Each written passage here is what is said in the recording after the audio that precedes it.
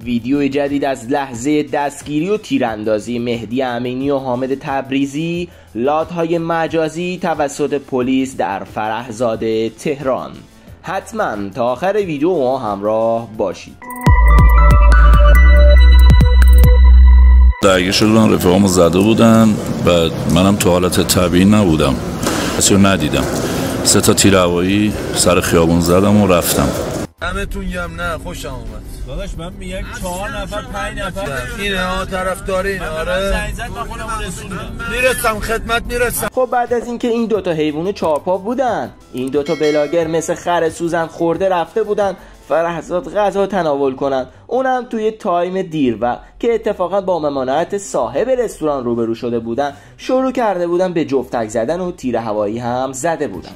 حالا نیروی انتظامی اینا رو گونی پیچ کرده و به گوه خوردن انداختتشون که توی این ویدیو پرداختیم به این موضوع. فیلمشو کامل در انتهای این ویدیو براتون میذارم. مهدی امینی و حامد تبریزی این دوتا گوسفند علفخوار رو که از بدبختی روزگار خیلی باش آشنایی کامل دارن، متاسفانه خیلی هم فالوش دارن، توسط نیروی انتظامی بازداشت شدن. اما تو این مسابقه که پلیس از این 2 نفر داشت این بود: حامد تبریزی تو اعترافات خود گفته صاحب رستوران با میز بغلی ما بد صحبت کرده بود باشون و دعوا کرد که ما هم رگ غیرتمون زده بود بالا و باعث شد که ما هم درگیر بشیم و صاحب رستوران هم اومد ما رو بیرون کرد و ما هم جفتکامون روی در رستوران انداختیم. یکی نیست بهش بگه خب آقا احمق، تو دوربین همه چی مشخصه، تو قشنگ داشتی درو میشکندی. اصلا به قول خودت اگه حرفاتم فقط 1% درست باشه و با میز بغلی داستان درست شده باشه، اصلا به تو چه؟ تو رو سننه. مگه مملکت قانون نداره که تو آشغال سر خود پاشادی رفتی در رستوران مردم شکوندی و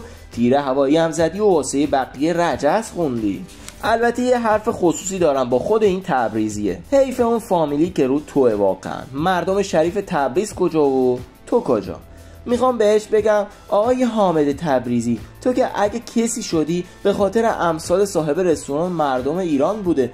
قبلش هم کاری ندارم که کی بودی و چی بودی، اما الان که معروف شدی داستان فرق میکنه. اما میریم سراغ مهدی امینی که وقتی گرفتنش خیلی شیک و مجلسی میگه یه دعوای کوچیک ساده بوده که وقتی من رسیدم تموم شده بود. من فقط 3 تا تیر هوایی زدم و کار خاصی نکردم.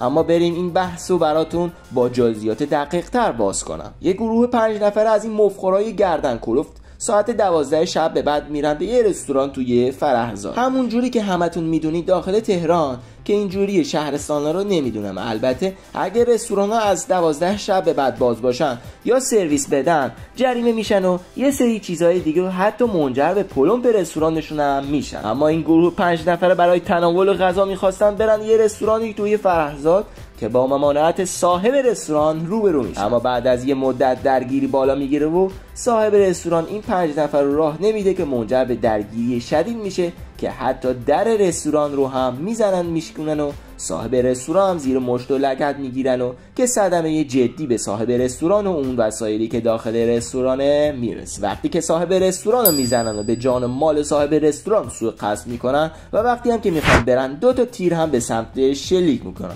این اصل داستان بود که براتون گفتم. اما اصلا مهدی امینی لات حکومتی کی هست و چیه؟ مهدی امینی متولد 1364 با بیش از 2 میلیون فالوور در اینستاگرام به خاطر ظاهر متفاوتش شناخته و معروف شده. امینی با تولید ویدیوهای عام پسند در اینستاگرام به شهرت رسیده و تونسته به درآمد بالایی برسه. اون تو مصاحبه گفته بود که از کودکی علاقه زیادی به بازیگری داشته و به خاطر فیزیک بدنی و توانایی‌هاش مدتی به عنوان بدلکار توی فیلم‌های مختلف حضور پیدا کرده و پس از مدتی هم تونسته ایفای نقش‌های فرعی رو هم به عهده بگیره. عدد دلواش سطح 1 تهران ما فرحزاد با لغت تمام درای رستوران رو زده. این چقدر موتور سوار، چقدر آدم جمع کرده، کل کرج جمع کرده اینجا.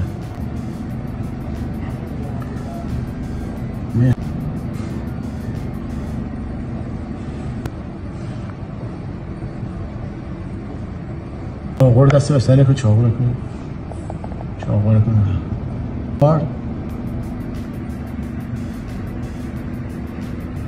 با لغت میزنن.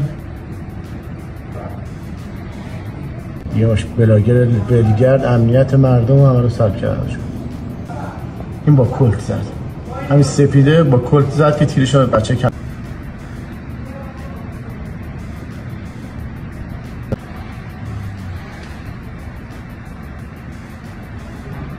آجا به خدا پشت شمشیرته خدا قمه دستم نگیر. تو راست مو یه ذره دل و جرأت خودت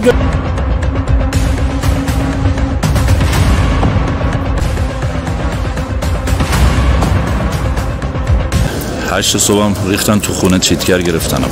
اینجا فکر کردی تگزاسه؟ فکر می‌کردی کسانی هستند که فعالیت زیادی هم تو فضای مجازی دارن. قبلا باز کلیپ‌های شرارت و موضوعات عدیدی رو که تو فضای مجازی بارگذاری کردن، این محل شروع می‌کنن به تیراندازی با سلاح گرم کمری. مجددا از اونجا اطراف تهران متواری میشن. عملیات روز گذشته اینا 5 نفرشون. شما رو برای چی گرفت؟ تیر هوایی زدم. یه درگیری ساده بچه 3 تا تیر هوایی زدم همین. اسلحه کادو داده بودم. در محله فرهزاد از استان البرز حرکت میکنن میان تو فرهزاد در اولین باره 3 مرتبه هم قبلا به لحاظ بارگذاری گیری وجود نداشت که ما رفتیم داخل رستوران به عنوان مشتری نشستیم.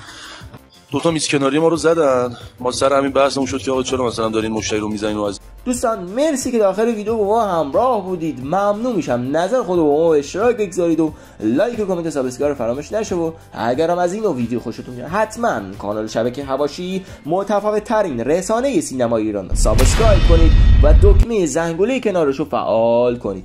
خیلی دوستتون دارم. تا ویدیوی بعدی، خدا نگهدار.